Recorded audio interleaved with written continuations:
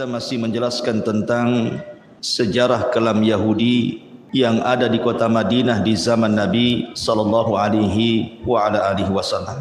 Di dalam surah Al-Baqarah ayat 120, Allah Subhanahu wa taala berfirman, "Walan tarda ankal yahudu walan nasara hatta tattabi'a millatahum." Selamanya tidak akan redha kepadamu wahai Muhammad orang-orang Yahudi ataupun Nasrani sehingga kalian mengikuti agama mereka. Kalimat lan yang masuk pada fi'lul mudhari ini dipahami oleh sebagian ahli tafsir maksudnya lan li ta'bid. Lan li ta'bid itu artinya lan yang memiliki makna selamanya. Artinya selamanya orang-orang Yahudi dan Nasrani itu tidak akan redha sampai kita mengikuti mereka. Dengan tegas Al-Quran mengatakan bahwa namanya Yahudi dan Nasrani itu tidak akan pernah redha kepada kita kaum muslimin. Makanya mereka akan berusaha dengan cara mereka untuk menyesatkan orang Islam supaya berkiblat kepada mereka. Dan ini kita bisa lihat di dalam sejarah Nabi SAW ketika Rasul hijrah dari Mekah ke Madinah, bagaimana muamalah orang-orang Yahudi kepada Nabi. Padahal ikhwatu fiddin yang dimuliakan Allah Subhanahu wa taala, sering saya katakan bahwa orang Yahudi itu mereka lebih paham akan kedatangan Nabi SAW dibandingkan orang-orang musyrik Khazraj dan Aus. Karena orang-orang musyrik tidak punya maklumat akan kenabian. Mereka para penyembah berhala. Tapi orang Yahudi itu diturunkan Taurat kepada mereka, sebagaimana orang Nasrani diturunkan Injil kepada mereka. Taurat dan Injil itu sudah mengisyaratkan akan kemunculan Nabi akhir zaman. Jadi harusnya yang beriman kepada Nabi SAW itu kan Yahudi dan Nasrani kan, karena punya maklumat harusnya kan. Tapi kenapa kemudian orang Khazraj dan Aus yang kemudian mereka rame-rame masuk Islam, yang kemudian kita kenal dengan sebutan Ansar, orang-orang Ansar, kan terbalik menunjukkan bahwa hidayah itu milik Allah. Allah berkehendak siapapun yang akan diberikan hidayah oleh Allah Subhanahu wa taala. Ibnu Ishaq, seorang muarrikh ahli tarikh, menceritakan sebuah kisah dari Ummul Mukminin Safiyah bintu Huyai ibn Akhtab. Safiyah ini salah satu istri Nabi SAW. Dia putri daripada pembesar Yahudi namanya Huyai ibn Akhtab. Jadi Safiyah bercerita tentang bapaknya Huyai ibn Akhtab ini. Dia mengatakan bahwa aku, kata Safiyah ini, kuntu ahabbu waladi abi ilaihi. Aku ini anak yang paling disayang bapakku. Wa ila ammi Abi Yasir. Bahkan pamanku namanya Abi Yasir juga sangat mencintai aku dibandingkan anak-anaknya. Jadi Safiyah ini memang walaupun dia seorang wanita tetapi sangat dicintai ayahnya dan sangat dicintai pamannya Abu Yasir melebihi anak-anaknya. Kata Safiyah, ketika Nabi SAW datang dari Mekah ke Madinah hijrah, jadi bapakku, maksudnya Huyai ibn Akhtab ini, dengan pamanku Abi Yasir ingin mengintai apakah betul yang datang itu seorang nabi atau orang yang ngaku-ngaku nabi. Ini dua orang Yahudi ini kemudian akhirnya mengintai Nabi SAW yang ketika itu disebutkan bahwa Nabi SAW baru sampai di Kuba, di kabilah Amr ibn Auf, dan Nabi SAW singgah di situ. Akhirnya kemudian pagi-pagi buta nih Huyai ibn Akhtab ini dan Abi Yasir kemudian bertolak dari rumahnya menuju Bani Amr ibn Auf ini, sambil kemudian memperhatikan Nabi SAW. Lama mereka memperhatikan dari pagi sampai sore, baru mereka pulang. Setelah kemudian mereka pulang, kata Safiyah ini yang menceritakan istri Nabi ini, aku melihat wajah ayahku tidak seceria ketika dia berangkat.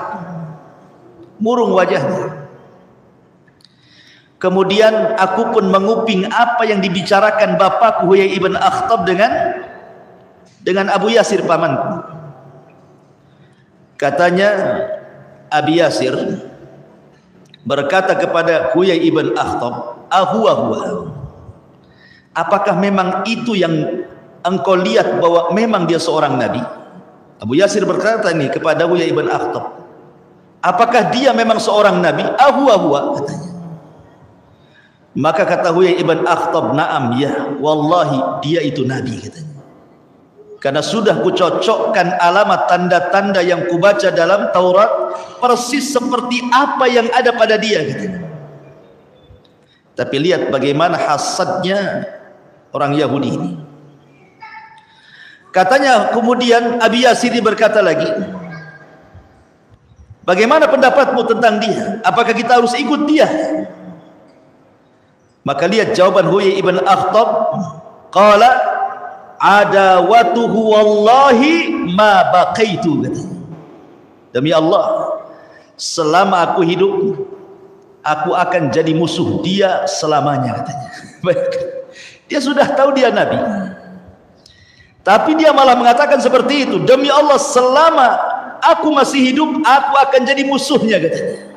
Padahal ketika ditanya oleh Abu Yasir, "Ahuwa, apakah dia nabi?" Kata Huyai ibn Akhtab, "Iya, dia nabi." Ciri-cirinya persis, katanya. Sehasad itu orang Yahudi. Kenapa begitu hasadnya orang Yahudi? Karena apa yang mereka inginkan, bahwa nabi itu lahir dari lingkungan Yahudi, rupanya pula orang Arab yang selama ini mereka berperang melawan orang Arab. Kok nabi dari musuhnya pula, gitu. Sehingga itulah yang menjadikan Huyai ibn Akhtab tidak terima. Padahal sudah jelas dia nabi, dicocokkan cara ciri-cirinya juga nabi, dan dia itu yakin nabi, tapi dia justru bersumpah akan menjadi musuh selama dia masih hidup. Ngeri orang Yahudi itu. Tahu kebenaran, akan tetapi kemudian dilanggar kebenaran itu. Ma'asyiral muslimin yang dimuliakan Allah Azza wa Jalla, ditambah-tambah ketika Nabi SAW sampai di kota Madinah, banyak turun ayat kepada Rasul dari ayat-ayat Al-Quran yang kemudian menyingkap borok-borok orang Yahudi, sehingga kemudian orang-orang Yahudi tidak terima, makin hasad dia. Bukannya kemudian diluruskan itu makin benar, makin hasad. Contoh, orang Yahudi menganggap Uzair itu anak Tuhan. Wa qalatil yahudu Uzairun ibnullah. Orang-orang Yahudi berkata dalam surah At-Taubah bahwa Uzair itu anak Allah. Datang Rasul dan membantahnya, "Qul huwallahu ahad." Katakan Allah itu esa. Lam yalid wa lam yulad. Dia tidak melahirkan dan tidak dilahirkan. Rontoklah akidah Yahudi yang mengatakan Uzair itu anak Allah. Kemudian mereka mengatakan, "Nahnu ahibbah ilallah," katanya. Kami ini orang-orang yang dipilih oleh Allah. Kami ini orang-orang pilihan Allah. Itu pengklaiman orang Yahudi dari dulu sampai sekarang ini. Orang Yahudi itu menganggap bahwa mereka itu turunan Allah Azza wa Jalla. Nahnu abna'ullah wa ahibbah. Al-Quran mengatakan seperti itu. Kami ini anak-anak Allah dan kami orang-orang pilihan Allah. Datang Nabi SAW, kemudian turun ayat, "Inna akramakum indallahi atqakum." Bahwa Islam itu tidak membeda-bedakan manusia. Mau anda orang Arab, mau anda non-Arab, mau anda Bilal, mau anda Abu Bakar, Islam itu sama. Sementara orang Yahudi mengunggulkan dirinya. Orang Yahudi merasa mereka itu paling unggul. Datang Islam merontokkan tuh akidahnya. Islam itu semua sama. Dalam Islam itu tidak ada yang beda. Mau orang kaya dengan orang miskin, pejabat dengan rakyat, dalam Islam itu pandangannya sama. Kecuali barometernya adalah taqwallahi azza wa jalla, bertakwa kepada Allah subhanahu wa ta'ala. Kemudian orang-orang Yahudi itu taklid buta dengan padri-padri mereka, apapun yang dikatakan padri mereka, itulah kebenaran. Datang Islam membatalkan taklid buta itu, bahwa kebenaran hanyalah milik Allah dan Rasulnya. Dari sini ma'asyiral muslimin yang dimuliakan Allah Subhanahu wa taala, gimana kuping Yahudi tidak panas coba kan? Setiap keyakinannya dirontokkan dengan Al-Qur'an. Sementara Allah Subhanahu wa taala menggambarkan bagaimana orang-orang Yahudi itu kecintaan mereka kepada dunia luar biasa, walaupun mereka miskin. Allah mengatakan dalam Al-Quran, wala tajidannahum ahrasan nasi ala hayatin minal ladzina asyraku yawaddu ahaduhum law yu'ammaru alfasanatin wa ma huwa bimuzahzihi minal azab an yu'ammar wallahu basirun bima ya'malun. Dan sesungguhnya kamu tidak akan mendapati mereka, manusia-manusia yang paling rakus terhadap kehidupan dunia, melebihi mereka, baik orang-orang Yahudi ataupun orang-orang musyrik. Masing-masing mereka ingin agar diberikan umur 1000 tahun, padahal umur panjang itu sekali-kali tidak akan menjauhkan mereka dari azab Allah, dan Allah Maha mengetahui apa yang mereka kerjakan. Jadi orang Yahudi itu ikhwatu fiddin, miskin-miskinnya mereka, maka mereka orang yang paling menyembah dinar dan dirham, dan mereka orang yang paling menyombongkan diri, sehingga orang Yahudi menganggap di luar Yahudi itu seperti binatang. Dan itu disebutkan dalam muktamar-muktamar mereka.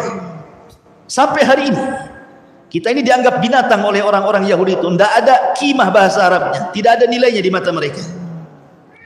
Makanya wajar kalau seandainya di zaman Nabi SAW Yahudi itu su'ul adab, buruk adabnya, baik kepada Allah, baik kepada Rasulullah, baik kepada kalamullah Al-Quranul Karim. Saya akan sebutkan 3 kisah yang berkaitan dengan su'ul adab ini.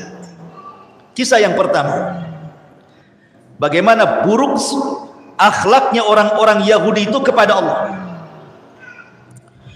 Ma'asyiral muslimin yang dimuliakan Allah Azza wa Jalla, dikisahkan oleh Abdullah ibn Abbas radhiyallahu anhuma tentang kisah Abu Bakar Siddiq radhiyallahu anhu. Jadi suatu ketika kata Abdullah ibn Abbas radhiyallahu anhuma, dakhala Abu Bakrin as-Siddiq radhiyallahu an baita al-midras. Suatu ketika Abu Bakar berjalan-jalan kemudian masuk ke perpustakaannya orang Yahudi. Jadi di situ tempat markasnya orang Yahudi belajar, midras namanya. Fawajada min Yahud nasan katsiran wa qad ijtama'u ila rajulin minhum yuqalu lahu Finhas.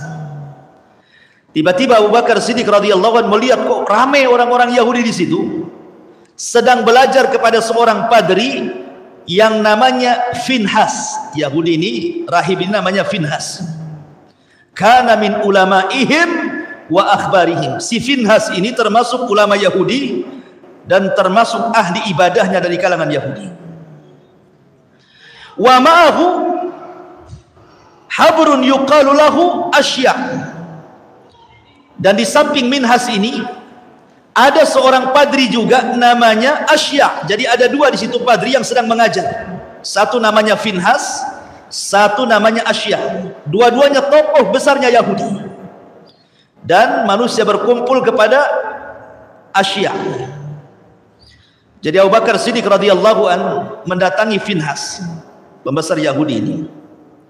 Kemudian mengatakan, "Waihaka ya Finhas, ittaqillah wa aslin. Fa wallahi innaka la ta'lam anna Muhammadan Rasulullah qad ja'akum bil haqqi min indillah tajidunahu maktuban indakum fit Taurati wal Injil." Lihat keberanian Abu Bakar. Ya. Dia datang kepada pendeta Yahudi. Apa kata Abu Bakar? "Wahai Finhas, celaka engkau. Masuklah kau ke dalam Islam. Demi Allah, bukankah engkau sudah tahu bahwa Muhammad adalah utusan Allah dan sungguh telah datang kepada kalian kebenaran dari sisi Allah yang kalian ketahui dan ditulis di dalam kitab kalian Taurat dan Injil bahwa Muhammad itu Rasulullah. Masuklah kau ke dalam Islam. Masuk ke lingkungan Yahudi, langsung ngomong gitu Abu Bakar. Kamu kan sudah tahu bahwa Muhammad itu Rasulullah dan itu berdasarkan kitab kalian. Kenapa kalian tak masuk Islam? Itu maksudnya. Akhirnya kemudian Finhas mengatakan kepada Abu Bakar, wallahi ya Abu Bakrin, demi Allah wahai Abu Bakar, ma bina ilallahi min faqrin wa innahu ilaina la faqiran. Abu Bakar, kami tidak berhajat kepada Allah, Allah yang berhajat kepada kami. Ya, bayang, di mana Abu Bakar? Dia mengatakan apa? Kami tidak butuh dengan Allah Tuhanmu. Dia Tuhanmu yang butuh dengan saya, katanya. Wa man tadarra ilaihi kama yatadarra ilaina. Sebagaimana bukan kami yang harus meminta doa kepada dia, dia harus meminta kepada kami, katanya. Di Bali itu kurang ajar Bali. Ya. Allah dihina sama orang Yahudi. Akhirnya kemudian orang Yahudi ini ingin membuat syubhat. Kenapa dia sampai ngomong begitu?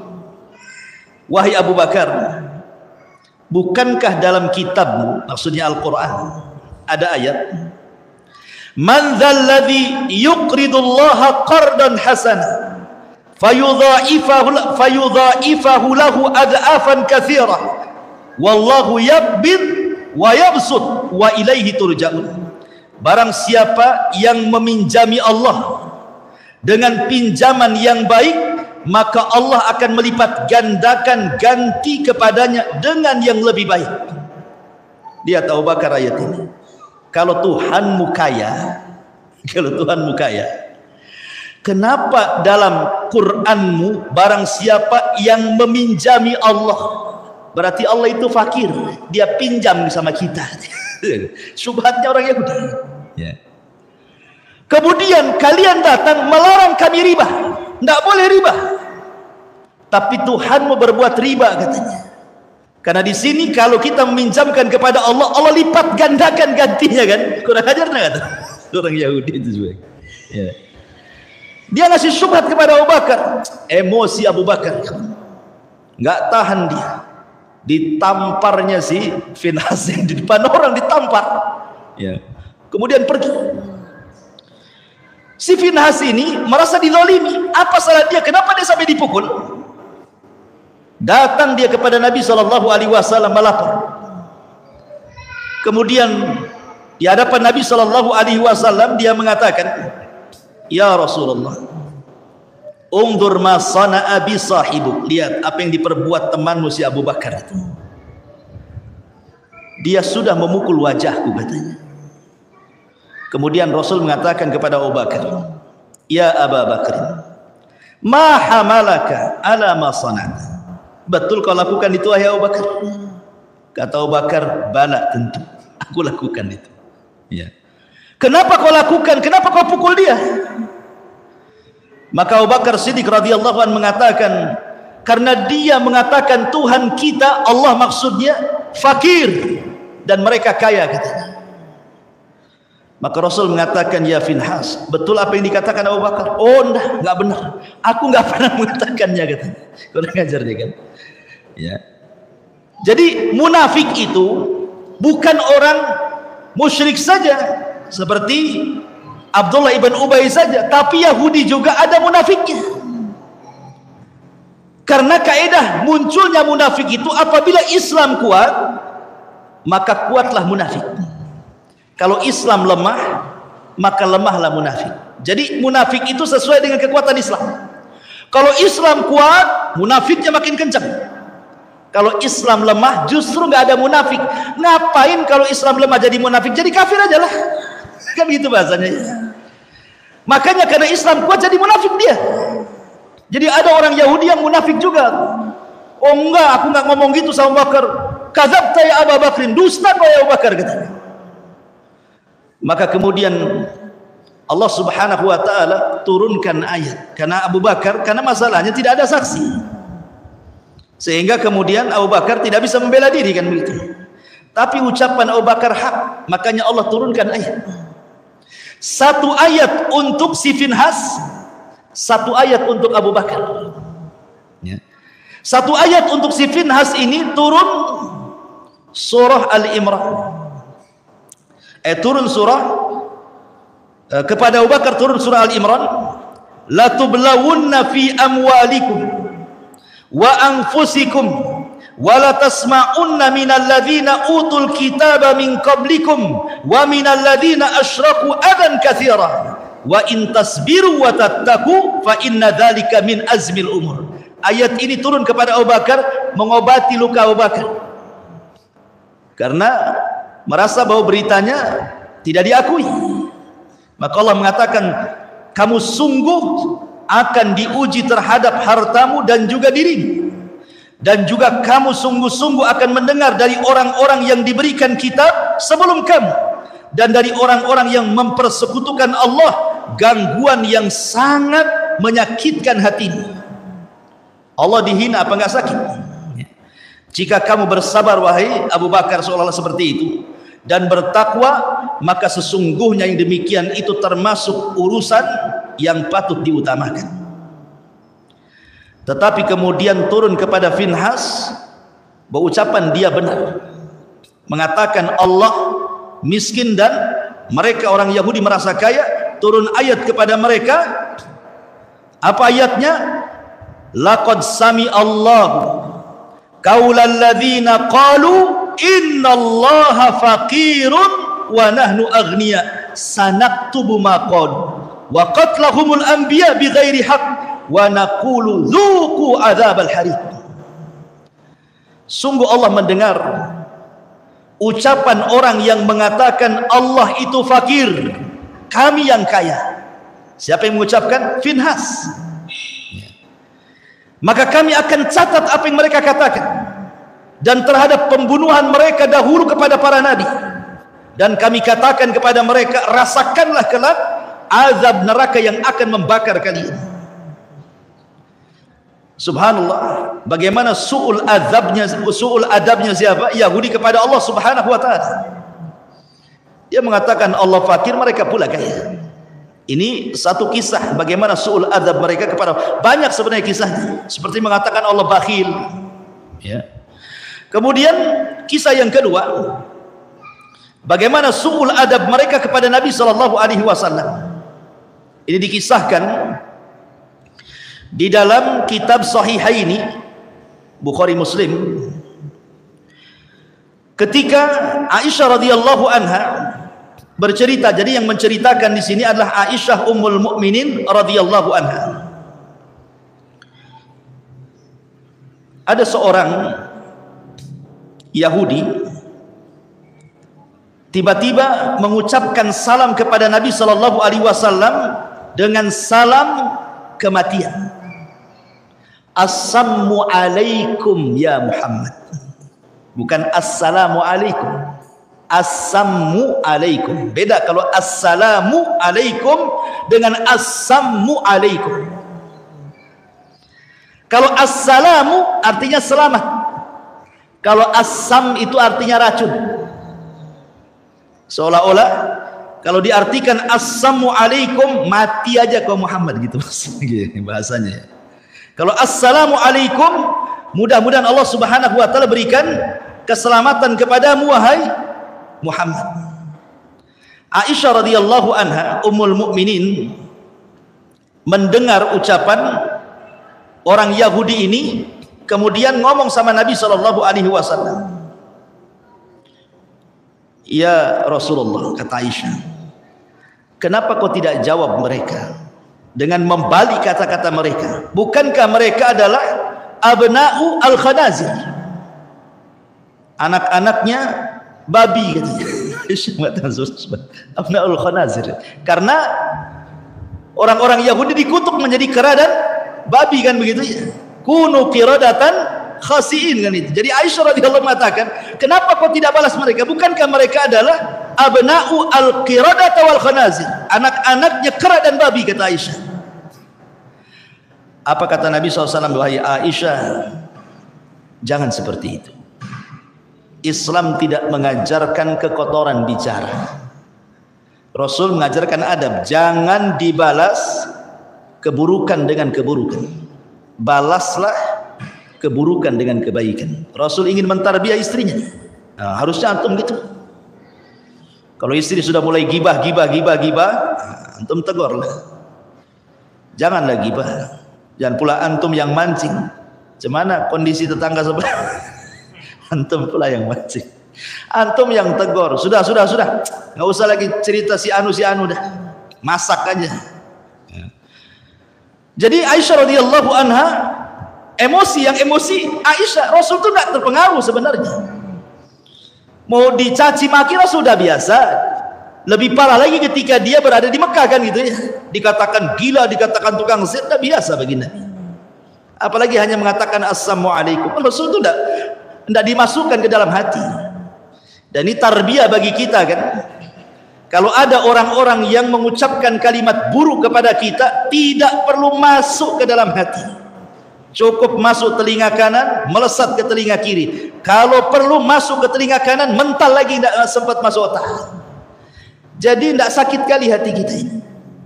Itulah tarbiyah Nabi. Akhirnya Nabi SAW mengatakan, sesungguhnya sudah ku jawab, tetapi dengan sebutan wa alaikum, kamu saja, gitu maksudnya.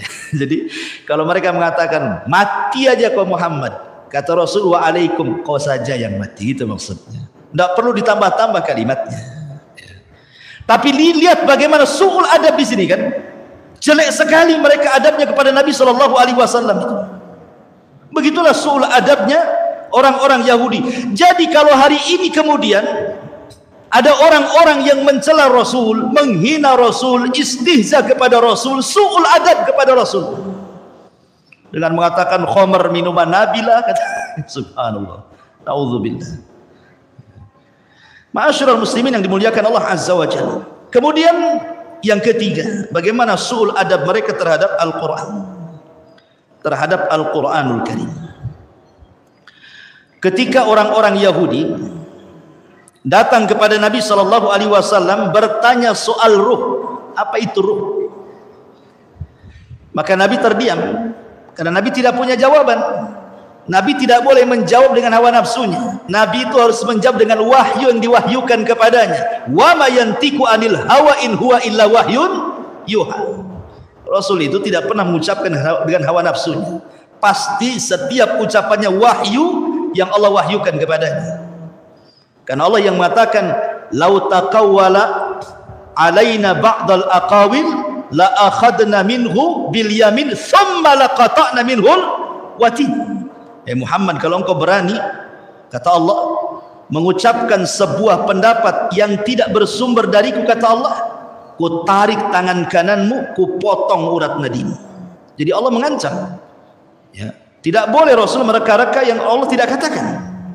Makanya Rasul diam saja karena tidak tahu jawabannya. Maka turunlah ayat wa yas'alunaka 'anir ruh qulir ruhu min amri rabbi wa ma utitum minal ilmi illa qalila. Mereka bertanya-tanya kepada wahai Muhammad soal ruh, katakan ruh itu urusan Rabbku dan tidaklah kalian diberikan ilmu kecuali sedikit. Yang ingin saya bahas adalah wa ma utitum minal ilmi illa qalila. Tidaklah kalian diberikan ilmu oleh Allah kecuali sedikit. Ketika orang Yahudi mendengar ayat ini, tidaklah kalian diberikan ilmu kecuali sedikit, datang dia kepada Nabi. Wahai Muhammad, kalimat itu untuk kalian atau untuk kami? Wa ma utitum minal ilmi illa qalila ini. Itu maksudnya khitabnya untuk kalian orang Islam atau untuk kami orang Yahudi? Kata Nabi SAW, kullan, semuanya kena. Mau kami orang Islam, mau kalian orang Yahudi, tidaklah Allah memberikan ilmu kecuali sedikit. Mulai mereka membuat syubhat. Kemudian mengatakan, ya Muhammad, bukankah dalam kitabmu, maksudnya Al-Quran, ya, ada kalimat bahwa telah diturunkan Taurat dan juga Injil fiha tibyanan likulli syai', bahwa Taurat dan Injil itu sebagai penjelas terhadap segala sesuatu. Kalau memang Taurat dan Injil yang disebutkan dalam Qur'anmu itu menjelaskan segala sesuatu sebagai penjelas segala sesuatu, kenapa pula kemudian Allah mengatakan kalian tidak diberikan ilmu kecuali sedikit? Ini kan kontradiktif dengan ayat ini. Katanya sedikit, tapi Taurat dijelaskan dalam Al-Quran sebagai penjelas segala sesuatu. Kan banyak artinya gitu maksudnya. Maka Rasulullah SAW mengatakan, menjawab, hiya fi ilmillah qalilun wa qad atakum ma in alimtum bihi in tafa'tum fa anzalallah walau annama fil ardi min syajarati aqlamin. Kemudian wal bahru yamudduhu min ba'di sab'atu abhurin ma nafidat kalimatullah. Kata Nabi SAW, apapun yang tersimpan dalam kitab kalian Taurat tetap itu kecil sedikit bagi Allah. Kemudian Allah turunkan, seandainya seluruh bumi ini ditanam pohon, kemudian pohon itu menjadi pena dan 7 lautan menjadi tintanya, kata Allah, kalimat-kalimat Allah tidak akan putus, saking banyaknya. Jadi lihat bagaimana su'ul adab mereka terhadap Al-Quran. Mereka mau itu membantah saja, mengadu-adukan satu ayat dengan yang lainnya. Itulah ciri khasnya Yahudi, su'ul adab, buruk adab kepada Allah, buruk adab kepada Rasulullah, dan buruk adab kepada Al-Quranul Karim. Maka siapapun yang tidak punya adab kepada Allah, kepada Rasul dan Al-Quran, maka tidak ubahnya kalian dengan orang-orang Yahudi. Karena itulah ciri mereka orang Yahudi, tidak punya akhlak terhadap Allah, terhadap Rasul, dan terhadap Al-Quranul Karim. Ma'asyiral muslimin yang dimuliakan Allah Subhanahu wa ta'ala. Kemudian kalau kita melihat beberapa perangai orang Yahudi, orang Yahudi ini ikhwatu fiddin, di antara perangai yang buruk adalah mereka tidak suka persatuan kaum muslimin. Karena kan semakin banyak masalahnya orang yang masuk Islam di kota Madinah itu makin banyak sesaklah itu dadanya Yahudi itu. Sehingga kemudian dikisahkan nih satu kisah. Jadi ada seseorang Yahudi yang mengutus untuk mengadu domba orang-orang Khazraj dan Aus yang sudah masuk Islam. Jadi mereka itu sudah jadi sahabat Nabi SAW. Bayangkan Khazraj dan Aus itu perang 120 tahun. Perang aja itu Khazraj dan Aus itu. Sampai datang Rasul dari Mekah hijrah ke Madinah, kemudian disatukan 2 kabilah itu, jadilah satu nama Ansar. Pada 2 kabilah itu 120 tahun itu perang tuh, bayangkan. Tidak berhenti-henti perang itu. Yang mampu mendamaikannya Nabi SAW. Jadi ada seorang namanya Syath ibn Qais al-Yahudi. Syath ibn Qais al-Yahudi ini orang yang paling hasad, yang paling jahat dari orang Yahudi, si Syath ini, ibn Qais al-Yahudi, karena dia adalah pembesar kekufuran, pembesarnya Yahudi. Jadi suatu ketika marra yauman ala nafarin minal ansar minal ausi wal khajraj fi majlisin yatahaddatsun. Lewatlah si Syath ini, ibn Qais ini, ke tempat yang dulu, tempat itu adalah tempat di mana orang Khazraj dan Aus itu suka musuh-musuhan. Dilihatnya kok mereka damai sekarang, kok mereka akur gitu kan. Akhirnya hasad, tidak terima dia, kok bisa Khazraj dan Aus bisa akur nih? Akan kubuat mereka perang, katanya. Caranya gimana? Akhirnya dia utus satu orang penyair yang ahli syair, diutus untuk datang ke majelis itu. Apa kata Syath ibn Qais kepada penyair ini? Aku akan bayar kamu. Oh, datang kepada majelisnya Khazraj dan Aus yang sedang bermesraan itu. Katakan kepada mereka syair-syair perang yang pernah mereka kumandangkan dulu. supaya diingatkan dengan syair-syair dulu. Ingat, syair itu sama dengan media di zaman sekarang, sama dengan TV, sama dengan YouTube, sama dengan radio. Itu syair itu gunanya zaman dulu tuh. Kalau mau menyebarkan berita paling mudah dengan syair.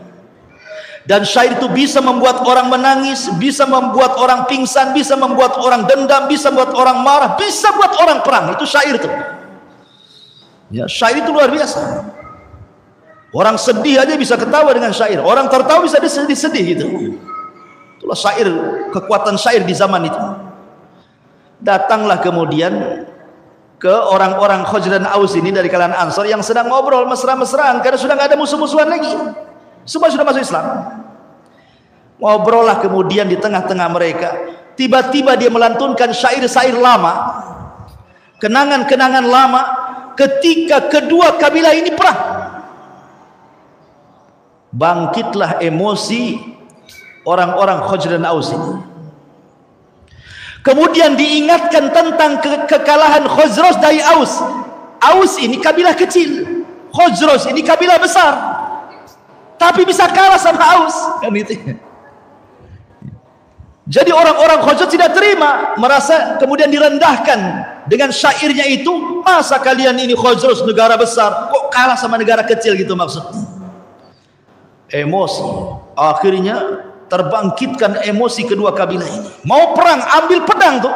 Udah mau perang tuh. Bayangkan. Sampailah kabar ini kepada Nabi SAW. Bergegas Rasul datang ke tempat itu karena sudah mau hadap-hadapan dengan pedang-pedang mereka. Kata Nabi SAW, atad'unal jahiliyah wa ana baina adhurikum ba'da idh akramakumullahu bil Islam wa qata'a bikum wa qata'a bihi ankum amral jahiliyah wa allafallahu bainakum. Kata Nabi SAW, apakah kalian akan mengembalikan tradisi jahiliyah sementara aku di hadapan kalian? Allah sudah muliakan kalian dengan Islam, dan Allah sudah putuskan tradisi-tradisi jahiliyah yang jahat itu. Bahkan Allah sudah lembutkan kalian. Kemudian Rasul terus menasihati sampai akhirnya mereka melempar pedang-pedang mereka. Fabakau, mereka pun menangis semuanya, saling salaman, saling berpeluk. Kemudian Nabi SAW ikut menangis. Turunlah ayat surah Al-Imran ayat 99. Qul ya ahlal kitab lima tasudduna an sabilillah man amana tabqunaha iwaja wa antum syuhada wa mallahu bighafilin amma ta'malun. Katakan wahai Muhammad, wahai ahli kitab, maksudnya Yahudi dan Nasrani, mengapa kamu menghalang-halangi orang-orang yang beriman dari jalan Allah? Kamu menghendaki jalan Allah bengkok, padahal kamu menyaksikannya dan Allah tidak lengah terhadap apa yang kalian kerjakan. Kenapa kalian hendak menghalang-halangi orang-orang yang sudah masuk Islam? Ngapain kamu? Ya. Jadi Allah Subhanahu wa taala turunkan ayat ini menyebutkan sifat-sifat orang-orang Yahudi suka memecah belah. Jadi kalau ada provokator dalam dakwah itu, jangan-jangan nih masuk sifat-sifat Yahudi, suka memecah belah. Karena orang Yahudi tidak suka kalau seandainya Islam berkembang. Hasad dia. Ya. Ma'asyiral muslimin yang dimuliakan Allah Subhanahu wa taala. Lihat bagaimana ketidaksukaannya orang-orang Yahudi kepada kaum muslimin yang ada di kota Madinah.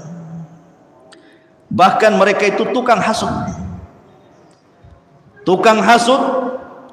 Bahkan mereka melecehkan kehormatan seorang wanita muslimah pula. Ada di Madinah itu, di antara kabilah Yahudi itu namanya kabilah Bani Qunaiqah. Kabilah Bani Qunaiqah.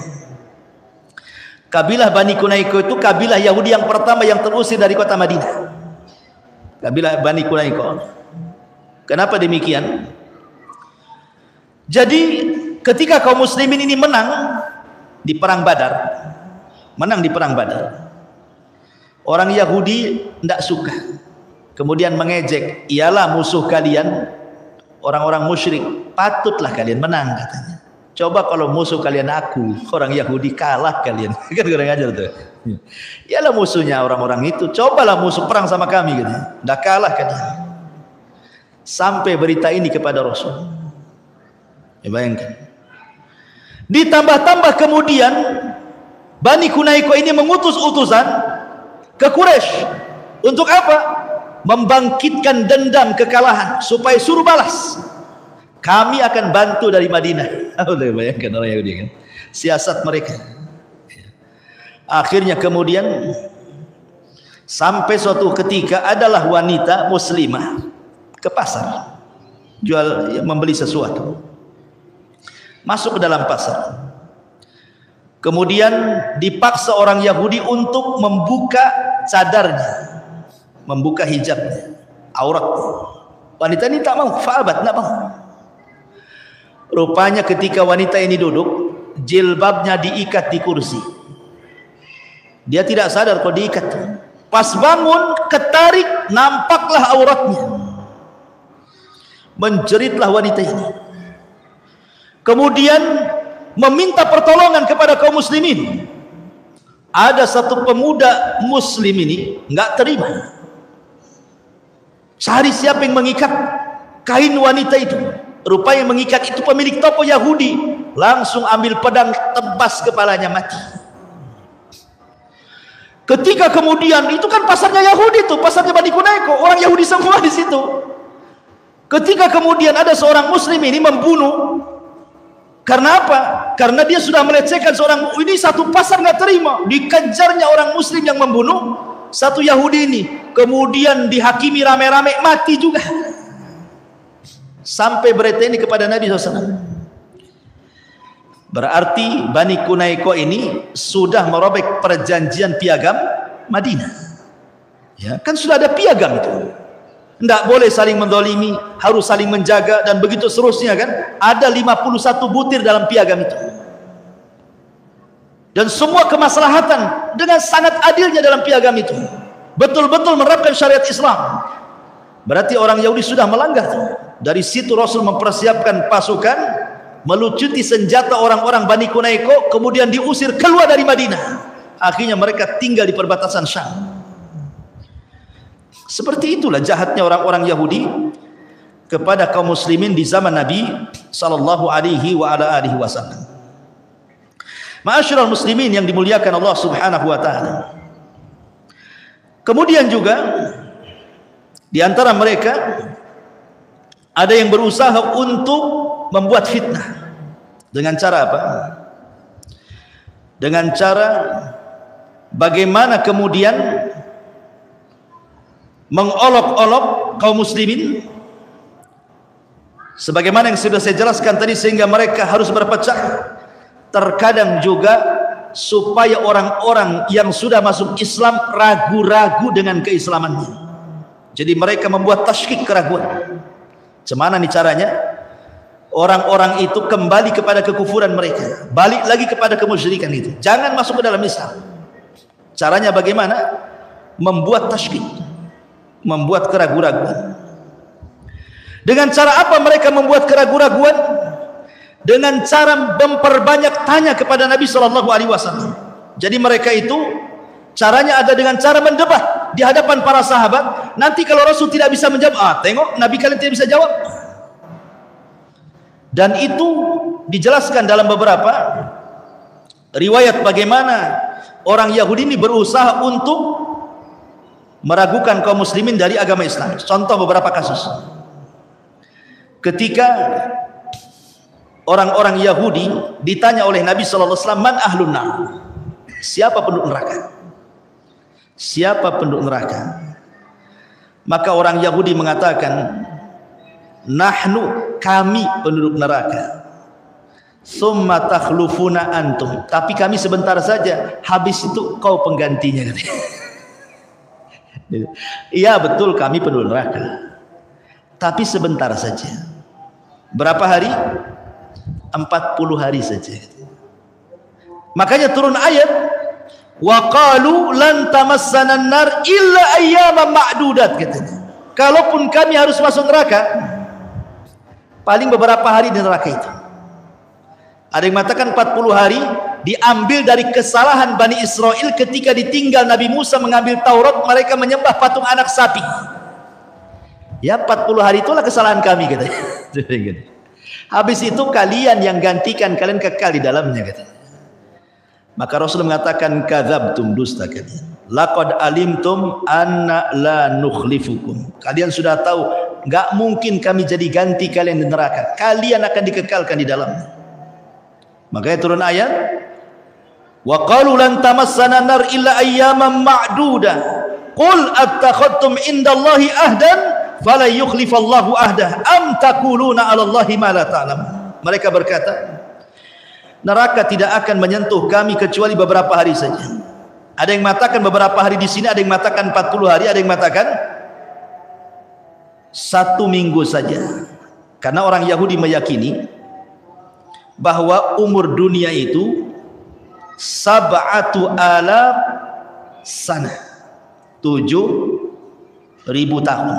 Mereka mengatakan umur dunia itu 7.000 tahun. Wa anna Allah yu'adzibun nas fin nar bi kulli alfi sanatin min ayyamid dunya yauman wahidan.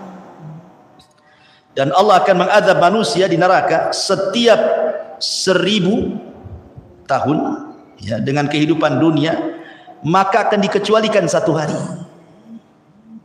Jadi kalau 7 kali berarti 7 hari saja, itu yang 1 hari milik kami katanya. Kami tidak akan diadab 7 hari. Itu satu riwayat yang mengatakan 40 hari saja. Tapi itu kan angan-angan mereka. Kenapa demikian? Orang-orang Yahudi itu menganggap mereka itu ahli jannah. Masalahnya mereka lah yang paling benar, yang paling dicintai Allah, manusia pilihan, dan mereka tidak mungkin dihinakan Allah. Tapi Allah Subhanahu wa taala katakan kepada mereka, "Qul in kanat lakumud darul akhirah indallah khalisatan min dunin nas fatamannawul mauta in kuntum shadiqin." Hei orang-orang Yahudi, seolah-olah begitu. Katakan ya Muhammad, hei orang-orang Yahudi, jika negeri akhirat di sisi Allah khusus untuk kalian, maksudnya kalau kalian mati pasti masuk surga, dan kalaupun masuk neraka hanya beberapa hari saja. Kalau memang kalian merasa menguasai surga, bercita-cita matilah kalian. Harusnya kan kalian bercita-cita mati kan? Cepat mati, cepat masuk surga, kan begitu. Katakan ya Muhammad kepada mereka, kalau memang negeri akhirat di sisi Allah itu khusus untuk kalian saja, mintalah kematian kepada Allah segera kalian. Kalau kalian benar, supaya cepat mati masuk surga, kan begitu. Tapi apa yang terjadi? Wala yatamannawnahu abadan bima qaddamat aydihim wallahu alimun bizzalimin. Tetapi mereka tidak akan menginginkan kematian itu sama sekali karena dosa-dosa yang telah dilakukan tangan-tangan mereka. Mustahil ada orang Yahudi berangan-angan mati. Karena tadi saya sudah katakan di ayat, kalau bisa umur mereka itu ribuan tahun, kan itu ya. Berarti mereka itu hanya membuat syubhat di tengah-tengah kaum muslimin supaya kaum muslimin ragu-ragu dengan Islam. Mereka membuat bantah-bantahan kepada Rasul tentang Al-Quran. Begitulah wataknya orang-orang Yahudi. Ma'asyiral muslimin yang dimuliakan Allah Azza wa Jalla. Tetapi walaupun demikian, Nabi itu mengajarkan kepada kita tentang sifat kelembutan. Sudah tahu Yahudi itu jahat-jahat, kurang ngajar semuanya. Tetapi lihat muamalah Nabi SAW di kota Madinah. Padahal kan Rasul lebih kuat loh. Jadi dengan menggabungkan Khazraj dan Aus, kemudian kedua kabilah besar di Madinah ini masuk Islam, menjadi mayoritas jadinya. Jadi orang Yahudi makin sedikit, orang Islam makin banyak, kan begitu. Tapi Nabi SAW tetap berpegang kepada piagam Madinah. Kalau Rasul mau kan mereka diusir semua, kan? Tidak, ada perjanjian di situ. Lah di antara perjanjian itu, kaum muslimin tetap memberikan yang pertama hakul hayah. Diberikan hak hidup orang Yahudi. Bayangkan diberikan hak hidup. Bahkan Rasul mengancam tidak boleh membunuh kafir dhimmi. Ya, kafir yang satu atap dengan kita, tetangga kita, satu komplek, satu desa, nggak boleh. Dikasih kehidupan, padahal mereka kan menjadi minoritas setelah datangnya Rasulullah, kan. Tapi Rasul tetap berpegang dengan perjanjian, masih diberikan hak hidup. Yang kedua, diberikan hak at-tamalluk. Mereka boleh menguasai harta mereka sendiri, mau berniaga sesuka mereka silahkan, tidak dirampas hartanya. Mereka bebas di kota Madinah, asal jangan keluar dari perjanjian saja. Kemudian juga hakul himayah wa difa, kalau ada orang yang menyerang mereka, Islam membelanya. Kurang apa tuh? Kamu kalau punya musuh di luar, mereka menyerang kamu, kami yang akan jadi bentengmu. Bayangkan, dikasih perlindungan lagi. Kemudian juga hakul adli, diberikan hak keadilan dalam muamalah. Bahkan Rasulullah SAW tidak suka dengan kezaliman. Kalau ada orang muslim mendolimi orang Yahudi, maka tetap orang muslim ini ditindak secara syariat Islam. Ya, seperti yang terjadi ketika seorang muslim membunuh 2 orang Yahudi, maka dia harus bayar diat kan. Itulah bedanya kalau orang kafir membunuh orang Islam, kisos. Kalau orang Islam membunuh orang kafir, diat. Ya, karena kehormatan seorang muslim itu maksudnya. Tapi kalau muslim bersama muslim, ya kisos. Ini kan bandingannya muslim dengan kafir kan itu. Akhirnya Nabi SAW mencari-cari untuk bayar diat, karena sudah membunuh 2 orang, berarti 200 ekor unta tuh. Kan 1 orang 100 ekor unta tuh. Subhanallah, Rasul sampai minta kepada orang muhajirin, minta kepada orang ansor, minta kepada yang ada dalam perjanjian itu, suruh infak untuk bayar diat kepada orang yang sudah dibunuh, kepada keluarganya. Sampai seperti itu Nabi SAW membela hak-haknya orang-orang kafir di situ. Tapi orang Yahudi tidak paham dengan ajaran Nabi. Ma'asyiral muslimin yang dimuliakan Allah Azza wa Jalla. Bahkan Rasul SAW pun terkadang mengunjungi, kalau ada orang sakit Yahudi itu dikunjungi. Sampai ada satu kisah kan, ada orang Yahudi sakit, kemudian Nabi SAW mengunjungi orang Yahudi yang sedang sakit itu. Rupanya anak muda ini, Yahudi ini, dulunya pernah bekerja dengan Nabi, jadi dia tahu akhlak Nabi. Kata Nabi SAW, mau enggak kau masuk Islam? Rasul sudah tahu dia bakal mati. Maukah kau masuk Islam? Maka Yahudi ini kadang-kadang menatap wajah Rasul, kadang-kadang menatap wajah bapaknya. Takut dia dengan bapaknya mau mengucapkan syahadat itu. Entah gimana bapaknya justru mengatakan ati Abul Qasim, ikuti ucapan Abul Qasim, maksudnya Rasulullah.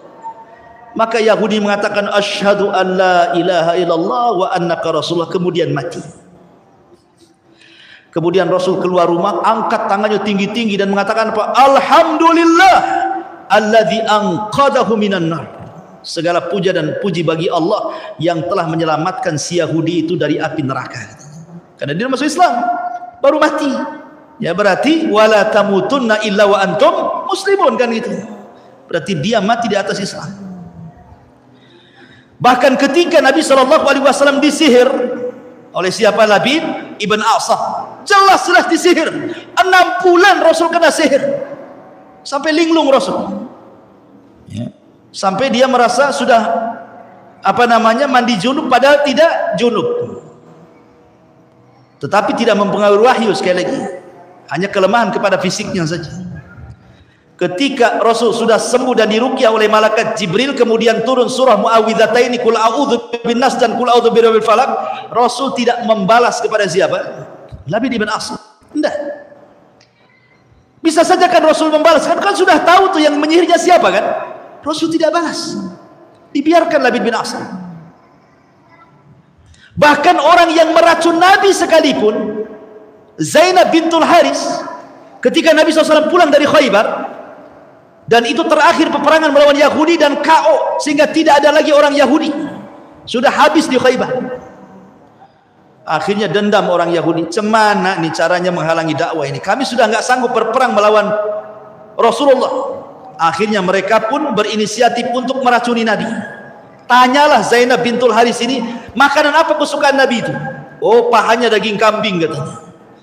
Dimasakkanlah paha daging kambing, dilumuri racun, kemudian dia pun mengundang Rasul yang memang kebetulan kehabisan bekal pulang dari Khaybar. Kemudian dijamulah di rumahnya Zainab bintul Haris ini. Oh, sahabat sudah siap makan tuh. lezat daging kambing. Kemudian Nabi SAW sempat makan dia, dan sempat tercicipi racunnya. Tiba-tiba daging itu berbicara, jangan kau makan lagi katanya, aku sudah dilumuri racun. Langsung dilempar sama Nabi, ya. Lempar sama Nabi. Kata Rasulullah kepada sahabatnya, jangan ada yang makan, itu makanan dan racunnya semuanya. Rupanya ada satu sahabat Rasul yang ikut termakan racun. Satu sahabat Rasul ikut termakan racun. 1 tahun setelahnya mati. Tapi Nabi SAW tidak mengkisos wanita itu. Selama 1 tahun Rasul tidak mengkisos wanita itu, tidak membalas maksudnya, pada jelas-jelas ngasih racun kan. Rasul membiarkan wanita itu. Baru kemudian Rasul membunuh wanita itu karena kisos setelah kematian sahabatnya. Itu pun setelah 1 tahun tuh. Meninggal sahabatnya berarti kisos karena sudah membunuh. Jadi membunuh karena kisos kepada sahabatnya. Baru orang Rasul dibunuh tuh Zainab bintul Haris tuh, sebagai kisos karena membunuh sahabat. Itu pun setelah 1 tahun kan. Kalau seandainya sahabat ini selamat gitu ya, tidak mati, tentu tidak ada kisos kan. Menunjukkan bagaimana Nabi SAW bermuamalah dengan orang Yahudi itu seperti itu baiknya. Tetapi orang Yahudi tidak paham dengan akhlaknya Nabi SAW.